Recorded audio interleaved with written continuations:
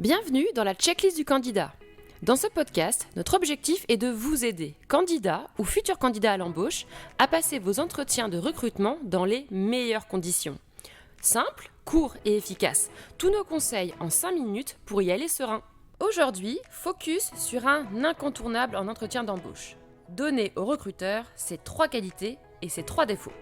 Citez-moi 3 de vos qualités et 3 défauts est une question qui a traversé le temps et qui fonctionne encore aujourd'hui. Vous aurez peu de chances de passer à côté, c'est pourquoi mieux vaut être préparé. Nous vous disons comment esquiver les pièges qui se cachent derrière, d'autant plus qu'avec un peu de subtilité, vous pourriez tourner cette question à votre avantage. My mama told me I was great. Les qualités. Pour marquer des points en entretien d'embauche, dévoilez-vous sous votre meilleur jour. Privilégiez vos compétences comportementales, vos soft skills, c'est le nouveau dada des recruteurs. Donnez 1 ou 2 qualités seulement à votre interlocuteur. Plus, vous passeriez pour trop sûr de vous. 5 qualités sont particulièrement appréciées des recruteurs. Faites votre choix. L'optimisme. Mettez en avant le fait que vous voyez toujours le verre à moitié plein plutôt qu'à moitié vide. Vous voyez les choses du bon côté et avez une solution pour tout. L'adaptabilité. Dans les entreprises, les changements de stratégie et d'organisation sont permanents. Si vous êtes flexible et adaptable, vous marquerez forcément des points auprès du recruteur. N'hésitez pas à illustrer votre propos par un changement récent dans votre entreprise actuelle. La curiosité. Vous êtes en capacité d'apprendre et de vous former sur de nouvelles techniques ou de nouveaux process. Le recruteur verra en vous un candidat capable d'acquérir de nouvelles compétences et d'évoluer sur de nouveaux postes en interne. Le bon relationnel. Vous savez créer des liens avec les autres. Vous êtes à l'aise lors des réunions.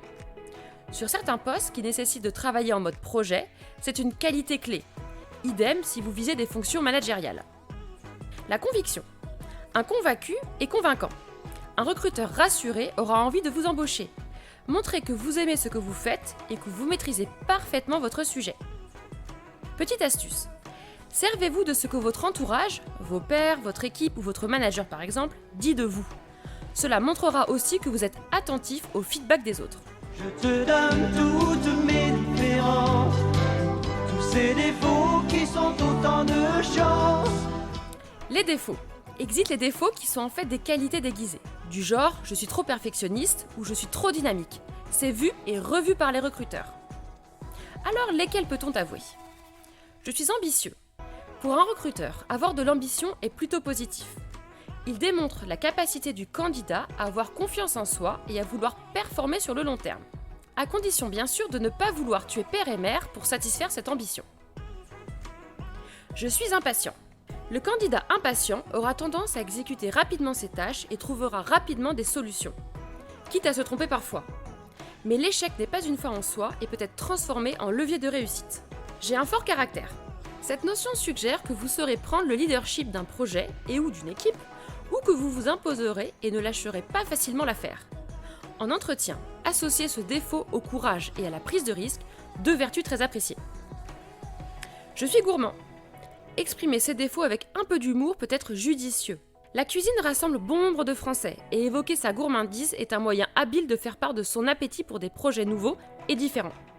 Quels sont les défauts qui font fuir les recruteurs ? Toute vérité n'est pas toujours bonne à dire. Ne vous faites pas avoir en avouant quelques vilains défauts qui pourraient donner une mauvaise image de vous à votre futur employeur. Par exemple, l'agressivité, le manque de rigueur ou la prétention. Notre conseil, pour qu'un défaut soit constructif, essayez de mettre en perspective un échec professionnel avec un trait de votre caractère et rebondissez sur un axe d'amélioration. Vous venez d'écouter l'épisode 4 de la checklist du candidat, podcast que vous pouvez réécouter sur cadreemploi.fr. On se retrouve très vite pour l'épisode 5 qui vous préparera à répondre à une question déstabilisante de l'entretien d'embauche. Pourquoi vous et pas un autre ?